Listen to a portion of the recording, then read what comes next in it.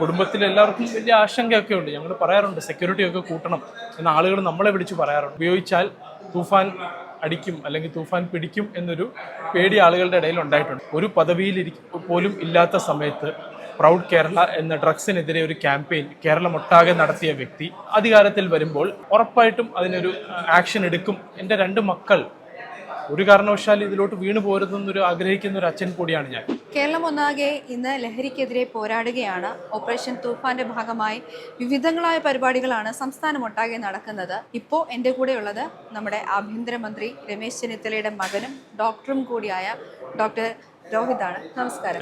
വർഷങ്ങളായിട്ട് ലഹരിക്കെതിരെ അച്ഛൻ്റെ ഒപ്പം പോരാടുകയാണ് മകനും. എങ്ങനെയാണ് ഇതിലേക്ക് ലഹരിക്കെതിരായിട്ടുള്ള ഒരു പോരാട്ടത്തിൽ ഭാഗമാകുന്നത്? എങ്ങനെയായിരുന്നു ആദ്യത്തെ എൻ്റെ ഒരു എക്സ്പോഷർ എന്ന് പറഞ്ഞാൽ, as A medical doctor I have seen de addiction centres. We had postings, ഞങ്ങൾ പോസ്റ്റിങ്ങിന് പോയിട്ടുണ്ട്.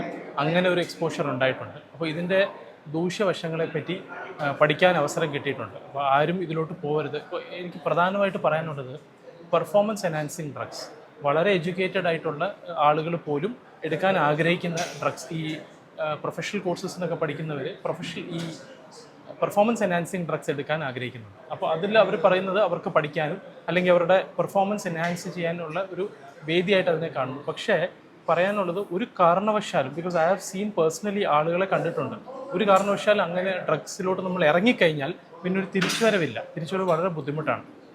നമ്മൾ റീഹാബിലിറ്റേഷൻ എന്ന് പറയുന്നത് is not a small effort.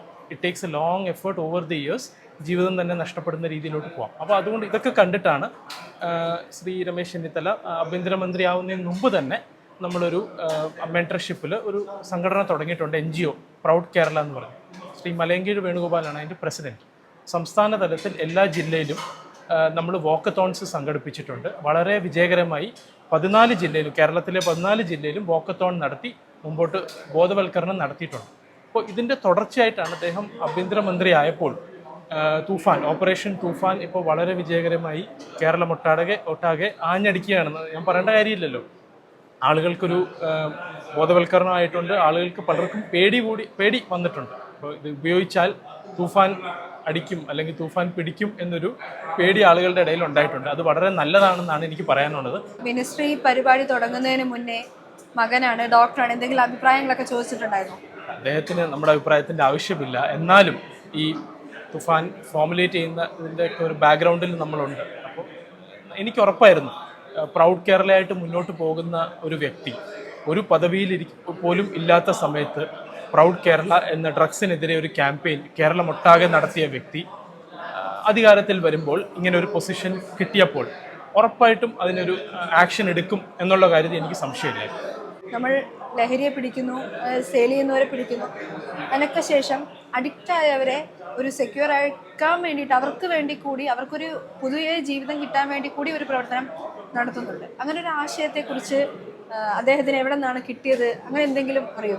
അല്ല, തീർച്ചയായിട്ടും അദ്ദേഹം നമ്മൾ സമൂഹത്തിലെ പല വ്യക്തികളായിട്ടും പ്രധാനപ്പെട്ട ആളുകളായിട്ടും ഈ ഫീൽഡിൽ വർക്ക് ചെയ്യുന്ന ആളുകളായിട്ട് സംസാരിക്കാൻ അവസരമുണ്ടാവും. അപ്പോൾ ഏറ്റവും പ്രധാനം റീഹാബിലിറ്റേഷൻ ആണ് എന്നുള്ള കാര്യത്തിൽ സംശയമില്ല. അത് നമ്മുടെ കേരളത്തിലുള്ള ഹോസ്പിറ്റൽസ്, സാമൂഹിക സാംസ്കാരിക സംഘടനകൾ ഉൾപ്പെടെ ഉള്ളവർ, LSGs, ലോക്കൽ സെൽഫ് ഗവൺമെൻറ്റിലെ ആളുകൾ, പഞ്ചായത്ത് ഉൾപ്പെടെ ഉള്ള ആളുകളുടെ സഹായത്തോടു കൂടി, സിവിൽ സൊസൈറ്റിയുടെ സഹായത്തോടു കൂടി മാത്രമേ ഈ ഒരു വിപത്തിനെ നമുക്ക് നേരിടാൻ കഴിയത്തുള്ളൂ. കാരണം അത്രത്തോളം ഡേഞ്ചറസ്, അത്രത്തോളം അവൈലബിൾ ആണ് ഈ ഡ്രഗ്സ് എന്ന് പറയുന്നത് നമ്മുടെ സമൂഹത്തിൽ. നമ്മൾ ഇറങ്ങി നടന്നാൽ നമുക്ക് മനസ്സിലാവും സൊസൈറ്റിയിൽ എത്ര ഈസിലി കുട്ടികൾക്ക് വരെ അവൈലബിൾ ആണെന്നുള്ള കാര്യം നമുക്ക് മനസ്സിലാവും. അപ്പോൾ അതുകൊണ്ട് അങ്ങനെ ഈ ബോധവൽക്കരണം പ്ലസ് റീഹാബിലിറ്റേഷനിലൂടെ മാത്രമേ ഇതിനെ തുരത്താൻ കഴിയൂ എന്നുള്ള കാര്യത്തിൽ സംശയമില്ല. അതുതന്നെയാണ് ബഹുമാനപ്പെട്ട ആഭ്യന്തരമന്ത്രി ഇപ്പോൾ ഏറ്റെടുത്തിരിക്കുന്ന ദൗത്യം. അദ്ദേഹം ഈ റീഹാബിലിറ്റേഷൻ എത്തരത്തിൽ നടത്തണം, അങ്ങനെ എന്തെങ്കിലും? തൂഫാൻ കെയർ എന്ന് പറയാം. എനിക്ക് അദ്ദേഹം പറഞ്ഞുള്ള അറിവാണ്, തൂഫാൻ കെയർ സെൻറ്റേഴ്സ് ആയിട്ട് പല ഹോസ്പിറ്റൽസും ഇങ്ങോട്ട് അപ്രോച്ച് ചെയ്യുന്നത്. ഇപ്പോൾ അതിൽ ആദ്യമായിട്ട് തന്നെ എറണാകുളത്ത് അങ്കമാലിയിലുള്ള ലിറ്റിൽ ഫ്ലവർ ഹോസ്പിറ്റലിനെയാണ് തൂഫാൻ കെയർ സെൻറ്റർ ആയിട്ട് ഡിക്ലെയർ ചെയ്തത്.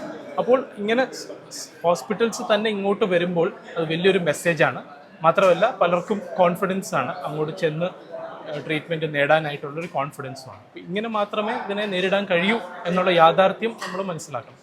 ലഹരിക്കെതിരെ വീട്ടിൽ നിന്ന് അച്ഛനും മകനും ഒരുപോലെ ഇറങ്ങിയിരിക്കുകയാണ്. അപ്പം ഫാമിലിയുടെ ഒരു സപ്പോർട്ട് എങ്ങനെയാണ് ഈ ഒരു തീർച്ചയായിട്ടും 100%. ഈ ഒരു നമ്മളാരും ഇങ്ങനെ ദൈവം സഹായിച്ച് ഇങ്ങനൊരു ലൈനിൽ ഡ്രഗ് ഉപയോഗിക്കേണ്ട ഒരു അവസരം വന്നിട്ടില്ല. അപ്പോൾ അതുകൊണ്ട് മാത്രമല്ല മെഡിക്കൽ ഫീൽഡ് ആയതുകൊണ്ട് നമ്മളിങ്ങനെയുള്ളവരെ കാണാറുമുണ്ട്.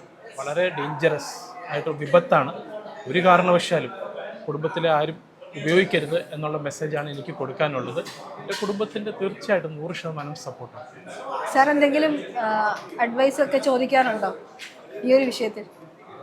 ഈ ഒരു വിഷയത്തിൽ ഇപ്പോൾ എനിക്ക് 2 ആൺകുട്ടികളാണ്. ഇപ്പോൾ എനിക്കൊരു രണ്ടാമത്തെ മകൻ ജനിച്ച സന്ദർഭം കൂടിയാണ്, ഒരു സന്തോഷമായിട്ടുള്ളൊരു സന്ദർഭം കൂടിയാണ്. അപ്പോൾ എനിക്ക് വളർന്നു വരുന്ന എൻ്റെ 2 മക്കൾ ഒരു കാരണവശാലും ഇതിലോട്ട് വീണു പോരുതെന്നൊരു ആഗ്രഹിക്കുന്ന ഒരു അച്ഛൻ കൂടിയാണ് ഞാൻ. അപ്പോൾ അതുകൊണ്ട് 100% ഈ ഒരു സംരംഭത്തിന് വേണ്ടി എൻ്റെ സപ്പോർട്ട് 100% ഉണ്ടാവും. അതിൽ ആരുടെ അഡ്വൈസ് കിട്ടിയാലും ഞാൻ സ്വീകരിക്കും എന്നാണ് എനിക്ക് പറയാനുള്ളത്. നേരത്തെ പറഞ്ഞതുപോലെ മിനിസ്റ്റർ ആകുന്നതിന് മുന്നേ തുടങ്ങിയൊരു പ്രവർത്തനം മിനിസ്റ്റർ ആയപ്പോൾ ഒന്നുകൂടെ പവർഫുൾ ആക്കി നടത്തുന്നു. ഇത്രത്തോളം ഒരു അഭിമാനമുള്ളൊരു കാര്യം തന്നെയല്ലേ? 100%. അത് അദ്ദേഹം ഇതിനകത്ത് എന്ത് എതിർപ്പുണ്ടെങ്കിലും ഇതായിട്ട് മുന്നോട്ട് പോകും എന്നാണ് പറഞ്ഞിരിക്കുന്നത്. അത് he is fighting A huge force. അറിയാലോ, ഡ്രഗ് മാഫിയ എന്ന് പറയുന്നത് കേരളത്തിൽ വളരെ പ്രബലമാണ്. കേരളമല്ല, ഇന്ത്യയിലും ലോകത്തിലും ഇൻ്റർനാഷണൽ മാഫിയ വളരെ പ്രബലമാണ്. അവർക്കെതിരെയാണ് നമ്മൾ ഫൈറ്റ് ചെയ്യുന്നത്. അപ്പോൾ it is not a small thing. കുടുംബത്തിൽ എല്ലാവർക്കും വലിയ ആശങ്കയൊക്കെ ഉണ്ട്. ഞങ്ങൾ പറയാറുണ്ട് സെക്യൂരിറ്റി ഒക്കെ കൂട്ടണം എന്ന ആളുകൾ നമ്മളെ വിളിച്ച് പറയാറുണ്ട്, ഞങ്ങളും പറയാറുണ്ട്. കാരണം അത്രത്തോളം ഒരു വലിയ സിസ്റ്റത്തിനെതിരെയാണ്, വലിയൊരു സെറ്റപ്പിനെതിരെയാണ് ഇദ്ദേഹം ഫൈറ്റിന് ഇറങ്ങിയിരിക്കുന്നത്. അപ്പോൾ എല്ലാവരുടെയും സപ്പോർട്ട്, ജനങ്ങളുടെ സപ്പോർട്ട് ഉണ്ടാവണം. പ്രാർത്ഥന, അമ്മമാരുടെ കുട്ടികളുടെ പ്രാർത്ഥന അദ്ദേഹത്തിനുണ്ടാവും എന്നുള്ളതാണ് നമ്മൾ പ്രത്യാശിക്കുന്നത്. എന്തെങ്കിലും തരത്തിലുള്ള ഭീഷണികളോ അങ്ങനെ എന്തെങ്കിലും ഉണ്ടായിട്ടുള്ളതായിട്ട് പറഞ്ഞിട്ടുണ്ടോ? അങ്ങനെ ഇതുവരെ കേട്ടിട്ടില്ല. പക്ഷെ നമുക്കൊരു ആശങ്ക ഉണ്ടാവുമല്ലോ, സ്വാഭാവികമായിട്ട് കുടുംബം എന്നുള്ള നിലയ്ക്ക് ആശങ്കയുണ്ടാവും. മെഡിക്കൽ സ്റ്റുഡൻസ് അടക്കം ഈ പെർഫോമൻസ് ബൂസ്റ്റ് ചെയ്യാൻ വേണ്ടിയിട്ട് ഡ്രഗ്സ് ഉപയോഗിക്കുന്ന ഒരു സിറ്റുവേഷൻ ഇപ്പോൾ നമ്മൾ കായിക താരങ്ങൾക്കടക്കം നമ്മളത് കേട്ടിട്ടുമുണ്ട്. അത് എത്രത്തോളം വലിയൊരു വിപത്താണ് എന്ന് ഇപ്പോഴും നമ്മുടെ സമൂഹത്തിന് അറിയില്ലല്ലോ. അതിൻ്റെ ഒരു പ്രധാനപ്പെട്ട കാരണം സ്ട്രെസ്സാണ്. നമ്മൾ professional colleges, medical college, engineering, IIT ൊക്കെയുള്ള സ്ഥലങ്ങൾ നമ്മൾ കാണുന്നത് എക്സാം സ്ട്രെസ്ഫുൾ എൻവയറമെൻറ്റ് ഒക്കെ വരുമ്പോൾ ഇവർക്ക് മണിക്കൂറുകളോളം അല്ലെങ്കിൽ ദിവസങ്ങളോളം ഉറങ്ങാതെ ഇരിക്കാനും നല്ല എനർജിയോടുകൂടി പരീക്ഷ എഴുതാനൊക്കെയുള്ള ഒരു സഹായിക്കാനുള്ള ഡ്രഗ്സൊക്കെ ഇപ്പോൾ മാർക്കറ്റിൽ അവൈലബിൾ ആണ്. ഞാനിതിൻ്റെ പേരൊന്നും പറയുന്നില്ല, അത് പലരും പിന്നെ പോയി വാങ്ങിക്കുക, അതുകൊണ്ട് അത് പറയാൻ പറ്റില്ല. അപ്പോൾ അങ്ങനെയുള്ള ഡ്രഗ്സ് എടുത്ത് കഴിഞ്ഞാൽ അപ്പോഴത്തെ ഒരു താൽക്കാലിക ബെനിഫിറ്റിന് വേണ്ടി അവരുടെ ഭാവി കളയുന്ന രീതിയിലോട്ടായി പോകും. കാരണം എടുക്കുമ്പോൾ നമുക്ക് ചിലപ്പോൾ പരീക്ഷയിൽ നല്ല മാർക്ക് കിട്ടാം, നല്ല രീതിയിൽ പെർഫോം ചെയ്യാൻ പറ്റും. പക്ഷേ അതിന് ശേഷം ആണ് ഈ സൈഡ് എഫക്റ്റ് അടിക്കുന്നത്. പിന്നെ എന്നും ഇരിക്കേണ്ടി വരും. പിന്നെ they will follow in to that loop. അവരൊരു അഡിക്റ്റായി മാറുകയാണ് കാണുന്നത്. അപ്പോൾ അതുകൊണ്ട് അത് ഹെൽത്തിനെ കൂടി ബാധിക്കും. പിന്നെ ഈ പ്രൊഫഷണൽസ് ഇറങ്ങി ഇന്ത്യക്കും ഈ സൊസൈറ്റിക്കും നമ്മളെ സേവിക്കേണ്ട ആളുകൾ ഡ്രഗ്സിനടിമ ആവുന്ന ഒരു സാഹചര്യമാണ് നമ്മൾ കാണുന്നത്.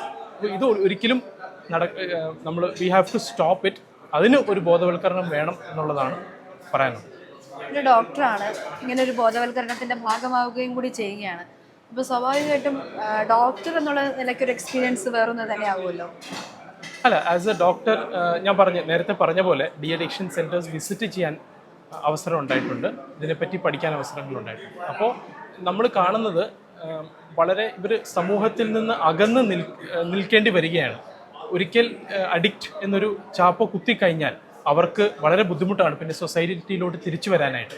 അവർ സമൂഹത്തിൻ്റെ ഒരു ഭാഗം മെയിൻ സ്ട്രീമിലോട്ട് തിരിച്ചു കൊണ്ടുവരാൻ വളരെ ബുദ്ധിമുട്ടാണ്. അപ്പോൾ അതാണ് നമ്മൾ ശ്രദ്ധിക്കേണ്ടത്. ഇതിലോട്ട് വീണ് പോയവരെ തിരിച്ച് മെയിൻ സ്ട്രീമിലോട്ട് കൊണ്ടുവരിക, അവർക്കൊരു കോൺഫിഡൻസ് കൊടുക്കുക, പല രീതിയിൽ കൊടുക്കാം. സ്പിരിച്വാലിറ്റി വഴിയാകാം, അല്ല അന്ന് അവർക്ക് താല്പര്യമുള്ള രീതിയിൽ അവർക്കൊരു കോൺഫിഡൻസ് ബിൽഡിംഗ് മെഷേഴ്സ് വഴി അവരെ തിരിച്ചു കൊണ്ടുവരാൻ കഴിയും.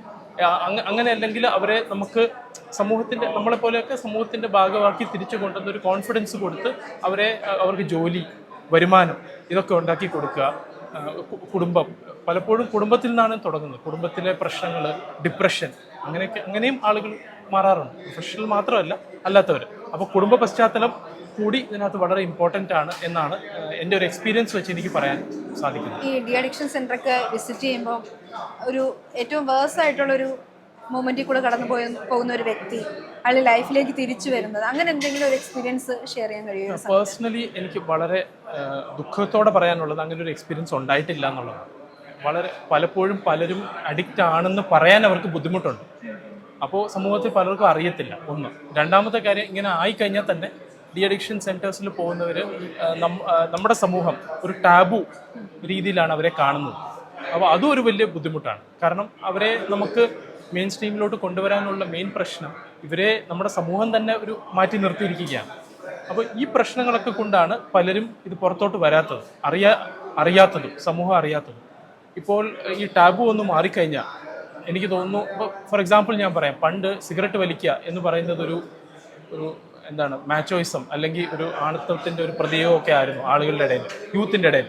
ഇപ്പോൾ അത് കംപ്ലീറ്റ്ലി മാറിയിരിക്കുകയാണ്. കാരണം സ്മോക്കിംഗ് ഒരു വിപത്താണെന്നും ഹെൽത്ത് ഇഷ്യൂസ് ഉണ്ടാവുമെന്നും ഇപ്പോൾ എല്ലാവർക്കും അറിയാം. മാത്രമല്ല സ്മോക്കിംഗ് ഇപ്പോൾ വളരെ കുറവാണ് ആളുകളുടെ ഇടയിൽ. അപ്പോൾ അതേ ഒരു പാറ്റേൺ ഈ ഡ്രഗ്സിലോട്ട് വരും എന്നുള്ള പ്രതീക്ഷയാണ് നമുക്കുള്ളത്.